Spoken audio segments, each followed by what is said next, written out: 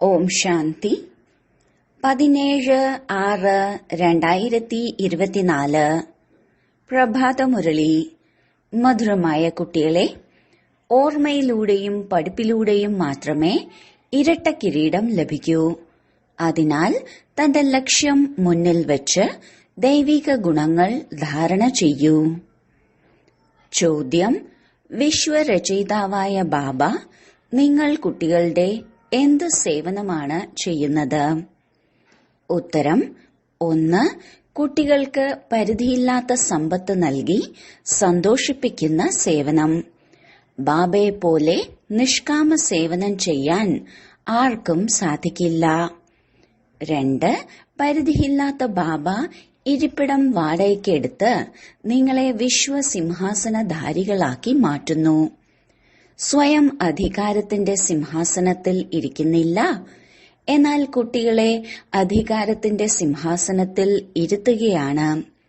ബാബയ്ക്കായി ജഡക്ഷേത്രങ്ങളാണ് നിർമ്മിക്കുന്നത്. അതിൽ ബാബയ്ക്ക് എന്ത് രസമാണുണ്ടാവുക? ആസ്വദിക്കുന്നത് കുട്ടികളാണ്. കാരണം നിങ്ങളാണ് സ്വർഗത്തിന്റെ രാജ്യഭാഗ്യം എടുക്കുന്നത്. ഓം ശാന്തി. മധുരമധുരമായ ആത്മീയ കുട്ടികളോട് ബാബ പറയുകയാണ്, സ്വയം ആത്മാവാണെന്ന് മനസ്സിലാക്കി ബാബയെ ഓർമ്മിക്കൂ. ഓം ശാന്തി എന്നതിന്റെ അർത്ഥം കുട്ടികൾക്ക് മനസ്സിലാക്കി തന്നിട്ടുണ്ട്. ബാബയും പറയുന്നുണ്ട്, ഒപ്പം കുട്ടികളും പറയുന്നുണ്ട് ഓം ശാന്തി. എന്തെന്നാൽ ആത്മാവിന്റെ സ്വധർമ്മമാണ് ശാന്തി. നിങ്ങളിപ്പോൾ മനസ്സിലാക്കി, നമ്മൾ ശാന്തിധാമത്തിൽ നിന്നും ആദ്യം ഇവിടെ സുഖധാമത്തിലേക്കാണ് വരുന്നത്. പിന്നീട് 84 പുനർജന്മങ്ങൾ എടുത്തെടുത്ത് ദുഃഖധാമത്തിലെത്തുന്നു. ഇത് ഓർമ്മയുണ്ടല്ലോ. കുട്ടികൾ 84 ജന്മങ്ങൾ എടുക്കുന്നു, ജീവാത്മാവായി മാറുന്നു. ബാബ ജീവാത്മാവായി മാറുന്നില്ല. പറയുന്നു, ഞാൻ താൽക്കാലികമായി ഇദ്ദേഹത്തെ ആശ്രയിക്കുകയാണ്. ഇല്ലെങ്കിൽ പിന്നെങ്ങനെ പഠിപ്പിക്കും? മന്മനാഭവ ആയിരിക്കൂ, തന്റെ രാജധാനിയെ ഓർമ്മിക്കൂ എന്നെല്ലാം കൂടെ കൂടെ എങ്ങനെ പറയും? ഇതിനെയാണ് പറയുന്നത് സെക്കൻഡിൽ വിശ്വത്തിന്റെ രാജ്യപദവി. പരിധിയില്ലാത്ത ബാബയല്ലേ, അതിനാൽ തീർച്ചയായും പരിധിയില്ലാത്ത സന്തോഷവും പരിധിയില്ലാത്ത സമ്പത്തുമാണ് നൽകുക. ബാബ വളരെ സഹജമായ വഴി പറഞ്ഞു തരുന്നു. പറയുന്നു, ഇപ്പോൾ ഈ ദുഃഖധാമത്തെ ബുദ്ധിയിൽ നിന്നും എടുത്തു മാറ്റൂ. സ്വർഗത്തിന്റെ അധികാരിയായി മാറണമെങ്കിൽ അതിന്റെ സ്ഥാപന ചെയ്യുന്ന എന്നെ ഓർമ്മിക്കൂ. എങ്കിൽ നിങ്ങളുടെ പാപം മുറിയും. നിങ്ങൾ വീണ്ടും സത്തോ പ്രധാനമായി മാറും. ഇതിനെയാണ് സഹജമായ ഓർമ്മ എന്ന് പറയുന്നത്. എങ്ങനെയാണോ കുട്ടികൾ ലൗകിക പിതാവിനെ വളരെ സഹജമായി ഓർമ്മിക്കുന്നത്, അതുപോലെ നിങ്ങൾ കുട്ടികൾ പരിധിയില്ലാത്ത ബാബയെ ഓർമ്മിക്കണം. ബാബയാണ് ദുഃഖത്തിൽ നിന്ന് പുറത്തെടുത്ത് സുഖധാമത്തിലേക്ക് കൊണ്ടുപോകുന്നത്. അവിടെ ദുഃഖത്തിന്റെ പേരോ അടയാളമോ പോലും ഉണ്ടാകില്ല. വളരെ സഹജമായ കാര്യമാണ് പറയുന്നത്. തന്റെ ശാന്തിധാമത്തെ ഓർമ്മിക്കൂ. ബാബയുടെ വീട് ഏതാണോ അത് നിങ്ങളുടെയും വീടാണ്. പിന്നെ പുതിയ ലോകത്തെ ഓർമ്മിക്കൂ, അത് നിങ്ങളുടെ രാജധാനിയാണ്. ബാബ നിങ്ങൾ കുട്ടികളുടെ നിഷ്കാമ സേവനം എത്രമാത്രം ചെയ്യുന്നു. നിങ്ങൾ കുട്ടികളെ സുഖിയാക്കി മാറ്റിയിട്ട് പിന്നീട് വാനപ്രസ്ഥത്തിൽ പരമധാമത്തിൽ പോയിരിക്കുന്നു. നിങ്ങൾ പരമധാമ നിവാസികളാണ്. അതിനെ നിർവാണധാമം, വാനപ്രസ്ഥം എന്നും പറയാറുണ്ട്. ബാബ വരുന്നത് കുട്ടികളുടെ സേവനം ചെയ്യുന്നതിനായാണ്. അർത്ഥം സമ്പത്ത് നൽകാനാണ്. ബ്രഹ്മാവും ബാബയിൽ നിന്ന് സമ്പത്ത് എടുക്കുകയാണ്. ശിവബാബ ഉയർന്നതിലും ഉയർന്ന ഭഗവാനാണ്. ശിവബാബയുടെ ക്ഷേത്രങ്ങളുമുണ്ട്. ബാബയ്ക്ക് ടീച്ചറോ ഗുരുവോ ഇല്ല. മുഴുവൻ സൃഷ്ടിയുടെയും ആദി മധ്യ അന്ത്യത്തിന്റെ ജ്ഞാനം ബാബയുടെ പക്കലാണ് ഉള്ളത്. എവിടെ നിന്നാണ് വന്നത്? എന്താ ഏതെങ്കിലും വേദശാസ്ത്രങ്ങൾ മുതലായവ പഠിച്ചിട്ടുണ്ടോ? ഇല്ല. ബാബ ജ്ഞാനസാഗരനാണ്, സുഖശാന്തിയുടെ സാഗരനാണ്. ബാബയുടെ മഹിമയും ദൈവിക ഗുണങ്ങളുള്ള മനുഷ്യരുടെ മഹിമയും തമ്മിൽ വ്യത്യാസമുണ്ട്. നിങ്ങൾ ദൈവിക ഗുണങ്ങൾ ധാരണ ചെയ്ത് ദേവതയായി മാറുന്നു. മുൻപ് ആസുരീയ ഗുണങ്ങളായിരുന്നു. അസുരനിൽ നിന്ന് ദേവതയാക്കി മാറ്റണം. ഇത് ബാബയുടെ തന്നെ ജോലിയാണ്. ലക്ഷ്യവും മുന്നിലുണ്ട്. തീർച്ചയായും അവർ ഇങ്ങനെയുള്ള ശ്രേഷ്ഠ കർമ്മങ്ങൾ ചെയ്തിട്ടുണ്ടാകും. കർമ്മം, അകർമ്മം, വികർമ്മം എന്നിവയുടെ ഗതി, അതുപോലെ ഓരോ കാര്യങ്ങളും മനസ്സിലാക്കി തരാൻ 1 സെക്കൻഡ് മതി. ബാബ പറയുന്നു, മധുരമധുരമായ കുട്ടികൾക്ക് പാർട്ട് അഭിനയിക്കുക തന്നെ വേണം. ഈ പാർട്ട് നിങ്ങൾക്ക് അനാദിയും അവിനാശിയുമായി ലഭിച്ചിട്ടുള്ളതാണ്. നിങ്ങൾ എത്ര തവണ ഈ സുഖ ദുഃഖത്തിന്റെ കളിയിൽ വന്നിട്ടുണ്ട്? എത്ര തവണ നിങ്ങൾ വിശ്വത്തിന്റെ അധികാരിയായി മാറിയിട്ടുണ്ട്? ബാബ എത്ര ഉയർന്നവരാക്കി മാറ്റുന്നു. സുപ്രീം സോളായ പരമാത്മാവും വളരെ ചെറുതാണ്. ആ ബാബ ജ്ഞാനസാഗരനാണ്. അതിനാൽ ആത്മാക്കളെയും തനിക്ക് സമാനമാക്കി മാറ്റുന്നു. നിങ്ങൾ സ്നേഹത്തിന്റെ സാഗരവും സുഖത്തിന്റെ സാഗരവുമായി മാറുന്നു. ദേവതകൾക്ക് പരസ്പരം എത്ര സ്നേഹമാണ്. ഒരിക്കലും വഴക്കടിക്കുന്നില്ല. അതിനാൽ ബാബ വന്ന് നിങ്ങളെ ബാബയ്ക്ക് സമാനമാക്കി മാറ്റുകയാണ്. ബാക്കി ആർക്കും ഇങ്ങനെയാക്കി മാറ്റാൻ സാധിക്കില്ല. കളി സ്ഥൂലവതനത്തിലാണ് നടക്കുന്നത്.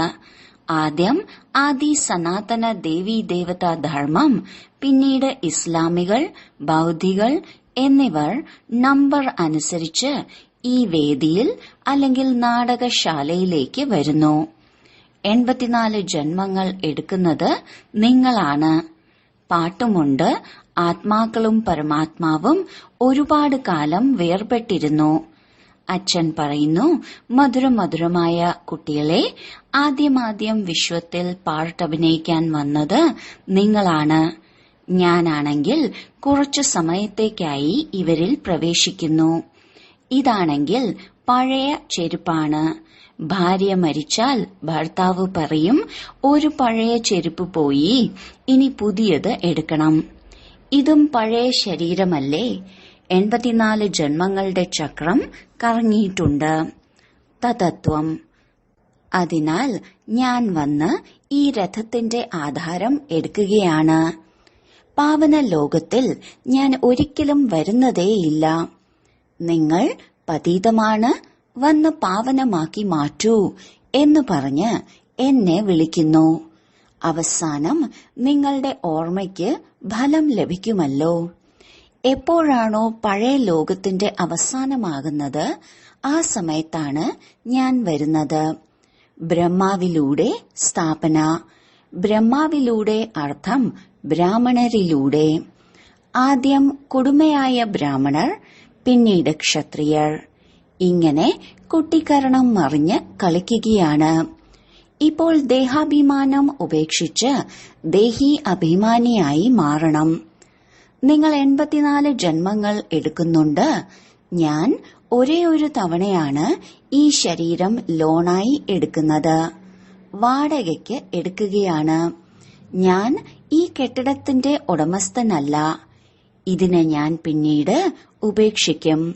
വാടക കൊടുക്കേണ്ടി വരുമല്ലോ. ബാബയും പറയുന്നു, ഞാൻ കെട്ടിടത്തിന്റെ വാടക നൽകുന്നുണ്ട്. പരിധിയില്ലാത്ത ബാബയാണ്. അതിനാൽ വാടകയായി എന്തെങ്കിലും കൊടുക്കുന്നുണ്ടാകും, തീർച്ച.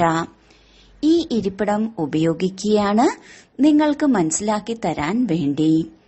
വിശ്വത്തിന്റെ രാജ്യസിംഹാസനത്തിന് യോഗ്യരാക്കുന്ന തരത്തിൽ നിങ്ങൾക്ക് മനസ്സിലാക്കി തരുന്നു. സ്വയം പറയുന്നു, ഞാൻ ആകുന്നില്ല. സിംഹാസനധാരി അർത്ഥം അധികാരത്തിന്റെ സിംഹാസനത്തിലാണ് ഇരുത്തുന്നത്. ശിവബാബയുടെ ഓർമ്മയ്ക്കായാണ് സോമനാഥ ക്ഷേത്രം നിർമ്മിച്ചിരിക്കുന്നത്. ബാബ പറയുന്നു, ഇതിൽ നിന്ന് എനിക്ക് എന്ത് രസമാണ് ലഭിക്കുക? ജഡമൂർത്തിയെ വെക്കുന്നു. നിങ്ങൾ കുട്ടികളാണ് സ്വർഗത്തിൽ ആസ്വദിക്കുന്നത്. ഞാനാണെങ്കിൽ സ്വർഗത്തിലേക്ക് വരുന്നതേയില്ല. പിന്നീട് ഭക്തിമാർഗം ആരംഭിക്കുമ്പോൾ ഈ ക്ഷേത്രങ്ങളെല്ലാം നിർമ്മിക്കാൻ എത്ര ചെലവാണ് ചെയ്തത്? എന്നിട്ടും കള്ളൻ കൊള്ളയടിച്ചു കൊണ്ടുപോയി. രാവണ രാജ്യത്തിൽ നിങ്ങളുടെ ധനവും സമ്പത്തും എല്ലാം നശിക്കുന്നു. ഇപ്പോൾ ആ അധികാരത്തിന്റെ സിംഹാസനം ഉണ്ടോ? ബാബ പറയുന്നു, എന്റെ ക്ഷേത്രം നിർമ്മിച്ചതിനെ മുഹമ്മദ് ഗസ്നവി വന്ന് കൊള്ളയടിച്ചു കൊണ്ടുപോയി. ഭാരതം പോലെ സമ്പന്നമായ മറ്റൊരു ദേശം ഇല്ല. ഇതുപോലൊരു തീർത്ഥസ്ഥാനം മറ്റൊന്ന് ഉണ്ടാവുക സാധ്യമല്ല. പക്ഷെ ഇന്നാണെങ്കിൽ ഹിന്ദു ധർമ്മത്തിന് അനേകം തീർത്ഥസ്ഥാനങ്ങളുണ്ട്. വാസ്തവത്തിൽ ഭാരതത്തിന്റെ സദ്ഗതി ചെയ്യുന്ന ബാബയുടെ തീർത്ഥസ്ഥാനമാണ് ഉണ്ടാകേണ്ടത്.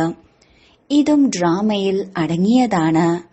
മനസ്സിലാക്കുവാൻ വളരെ സഹജമാണ്. പക്ഷെ നമ്പർ വയസ്സായേ മനസ്സിലാക്കൂ. കാരണം രാജധാനിയാണ് സ്ഥാപിക്കുന്നത്.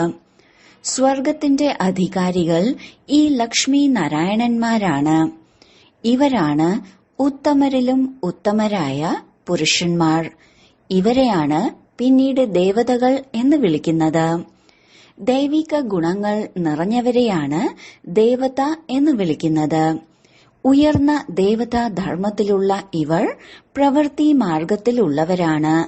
ആ സമയത്ത് നിങ്ങളുടെ പ്രവൃത്തി മാർഗം മാത്രമേ ഉണ്ടാകൂ. ബാബ നിങ്ങളെ ഇരട്ട കിരീടധാരികളാക്കി മാറ്റി. രാവണൻ പിന്നീട് 2 കിരീടവും നഷ്ടപ്പെടുത്തി. ഇപ്പോൾ കിരീടമേ ഇല്ല, പവിത്രതയുടെ കിരീടവും ഇല്ല, ധനത്തിന്റെ കിരീടവും ഇല്ല. രണ്ടും രാവണൻ നഷ്ടപ്പെടുത്തി. പിന്നീട് ബാബ വന്ന് ഈ പഠിപ്പിലൂടെയും ഓർമ്മയിലൂടെയും നിങ്ങൾക്ക് 2 കിരീടങ്ങളും നൽകുന്നു.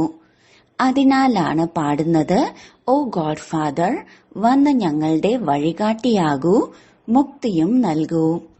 അപ്പോൾ നിങ്ങൾക്കും വഴികാട്ടി എന്ന പേര് വെച്ചിരിക്കുന്നു. പാണ്ഡവരും കൗരവരും യാദവരും എന്താണ് ചെയ്യുന്നത്? പറയുന്നു, ബാബ ഞങ്ങളെ ദുഃഖത്തിന്റെ ലോകത്തിൽ നിന്ന് രക്ഷിച്ച് കൂടെ കൊണ്ടുപോകൂ. ബാബയാണ് സത്യഖണ്ഡത്തിന്റെ സ്ഥാപന ചെയ്യുന്നത്. ഇതിനെയാണ് സ്വർഗം എന്ന് പറയുന്നത്. പിന്നീട് രാവണൻ അസത്യഖണ്ഡമാക്കി മാറ്റുന്നു. അവർ പറയുന്നു, കൃഷ്ണ ഭഗവാനു വാച. ബാബ പറയുന്നു, ശിവ ഭഗവാനു വാച. ഭാരതവാസികൾ പേരുമാറ്റി. അതിനാൽ മുഴുവൻ ലോകവും പേരുമാറ്റി. കൃഷ്ണൻ ദേഹധാരിയാണ്. വിദേഹിയായത് ഒരേ ഒരു ശിവബാബയാണ്. ഇപ്പോൾ ബാബയിലൂടെ നിങ്ങൾ കുട്ടികൾക്ക് ശക്തി ലഭിക്കുന്നു. മുഴുവൻ വിശ്വത്തിനും നിങ്ങൾ അധികാരിയായി മാറുന്നു. മുഴുവൻ ആകാശവും ഭൂമിയും നിങ്ങൾക്ക് ലഭിക്കുന്നു. 3/4 കൽപ്പത്തിലേക്ക് ഇത് നിങ്ങളിൽ നിന്ന് തട്ടിയെടുക്കുവാൻ ആരിലും ശക്തി ഉണ്ടാകില്ല.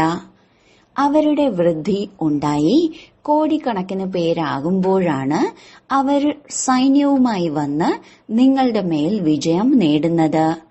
ബാബ കുട്ടികൾക്ക് എത്ര സുഖമാണ് നൽകുന്നത്. ബാബയുടെ മഹിമ തന്നെ ദുഃഖം ഹരിച്ച് സുഖം നൽകുന്നവൻ എന്നതാണ്. ഈ സമയത്ത് ബാബ ഇരുന്ന് നിങ്ങൾക്ക് കർമ്മം, അകർമ്മം, വികർമ്മം എന്നിവയുടെ ഗതിയെക്കുറിച്ച് മനസ്സിലാക്കി തരികയാണ്. രാവണ രാജ്യത്തിൽ കർമ്മം വികർമ്മമായി മാറുന്നു. സത്യയുഗത്തിൽ കർമ്മം അകർമ്മമായി മാറുന്നു. ഇപ്പോൾ നിങ്ങൾക്ക് ഒരു സദ്ഗുരുവിനെ ലഭിച്ചിരിക്കുന്നു. ആരെയാണോ പതിമാരുടെയും പതി എന്ന് വിളിക്കുന്നത്. എന്തുകൊണ്ടെന്നാൽ എല്ലാ പതിമാരും ബാബയെ തന്നെയാണ് ഓർമ്മിക്കുന്നത്. അതിനാൽ ബാബ മനസ്സിലാക്കി തരികയാണ്, ഇത് എത്ര അത്ഭുതകരമായ ഡ്രാമയാണ്. ഇത്രയും ചെറിയ ആത്മാവിൽ അവിനാശിയായ പാട്ട് നിറഞ്ഞിട്ടുണ്ട്. അതൊരിക്കലും നശിക്കില്ല. ഇതിനെയാണ് അനാദി അവിനാശി ഡ്രാമ എന്ന് പറയുന്നത്. ഈശ്വരൻ ഒന്നേ ഉള്ളൂ. രചന അഥവാ ഏണിപ്പടിയും ചക്രവും എല്ലാം ഒന്ന് തന്നെയാണ്. രചയിതാവിനെയോ രചനയെയോ ആർക്കും അറിയില്ല. ഋഷി മുനിമാർ പോലും പറയുന്നത് ഞങ്ങൾക്ക് അറിയില്ല എന്നാണ്. ഇപ്പോൾ നിങ്ങൾ സംഗമയുഗത്തിലാണ് ഇരിക്കുന്നത്. നിങ്ങളുടെ യുദ്ധം മായയുമായി ആണ്. മായ വിടുന്നേയില്ല. കുട്ടികൾ പറയുന്നു, ബാബ മായയുടെ അടി കൊണ്ടു. ബാബ പറയുന്നു, കുട്ടികളെ ഉണ്ടാക്കിയ സമ്പാദ്യം നഷ്ടപ്പെടുത്തി. നിങ്ങളെ ഭഗവാൻ പഠിപ്പിക്കുകയാണ്. അതിനാൽ നല്ല രീതിയിൽ പഠിക്കണം. ഇങ്ങനെയുള്ള പഠിപ്പ് ഇനി 5000 വർഷങ്ങൾക്ക് ശേഷമേ ലഭിക്കൂ.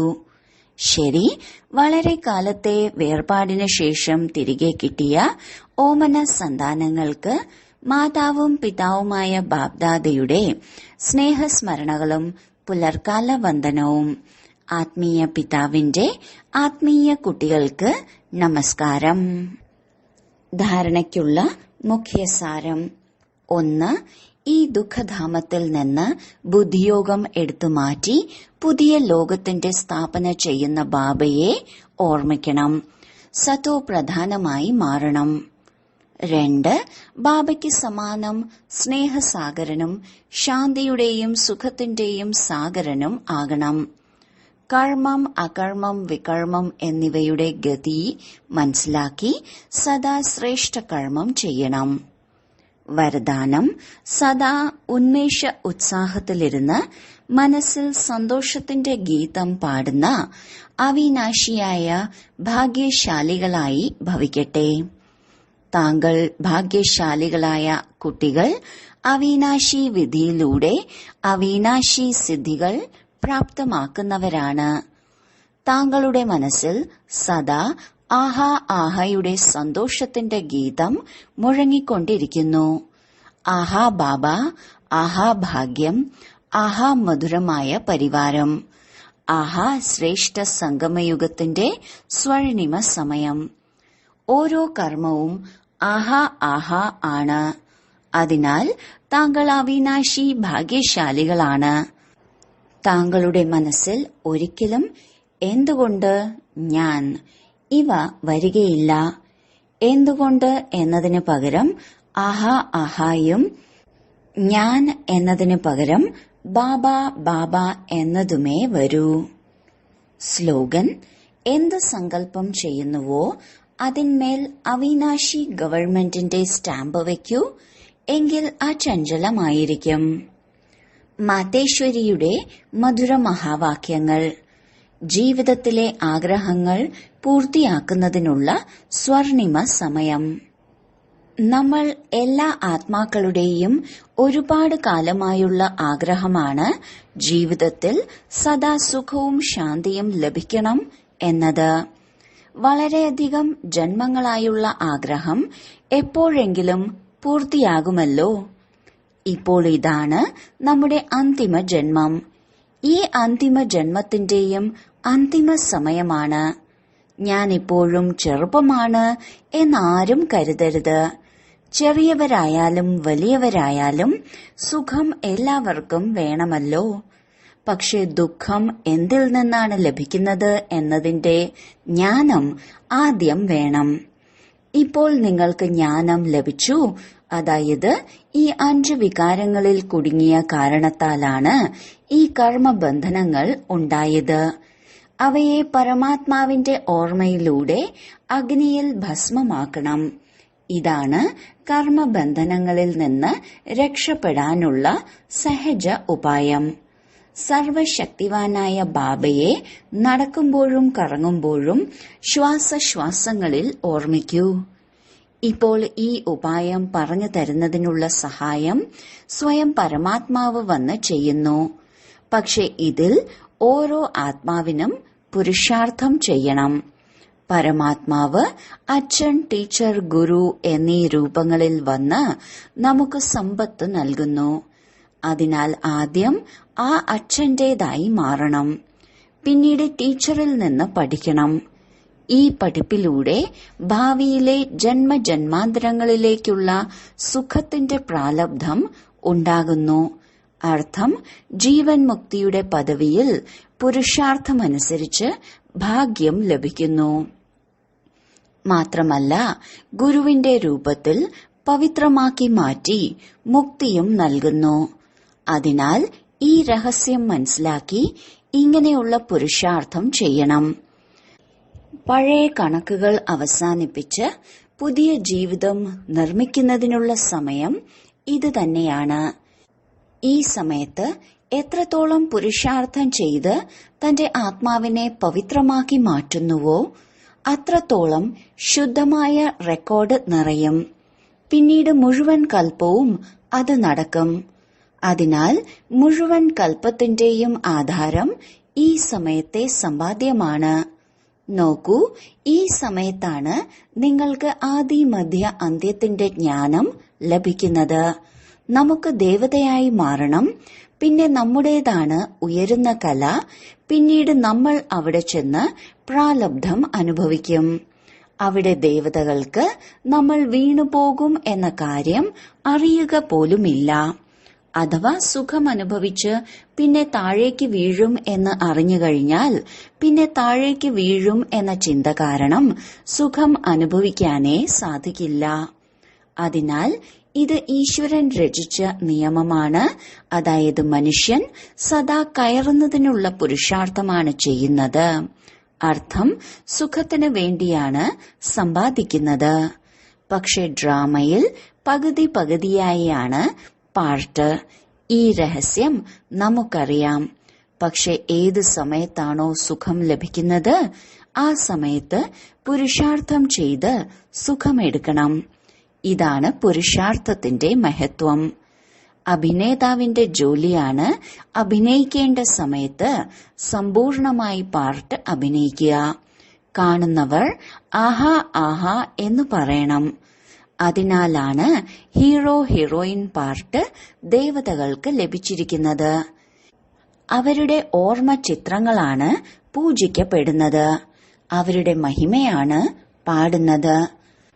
നിർവികാരിയായി പ്രവൃത്തി മാർഗത്തിലിരുന്ന് കമലപുഷ്പത്തിനു സമാനമായ അവസ്ഥ ഉണ്ടാക്കിയെടുക്കുക. ഇതാണ് ദേവതകളുടെ വിശേഷത. ഈ വിശേഷത മറന്നതിനാലാണ് ഭാരതത്തിന് ഇത്രയും മോശമായ സ്ഥിതി ഉണ്ടായത്. ഇപ്പോൾ വീണ്ടും ഇതുപോലുള്ള ജീവിതം ഉണ്ടാക്കുന്നതിനായി സ്വയം പരമാത്മാവ് വന്നിരിക്കുന്നു. ഇപ്പോൾ ഭഗവാന്റെ കൈ പിടിക്കുന്നതിലൂടെ ജീവിതമാകുന്ന തോണി അക്കരെ എത്തും. ഓം ശാന്തി.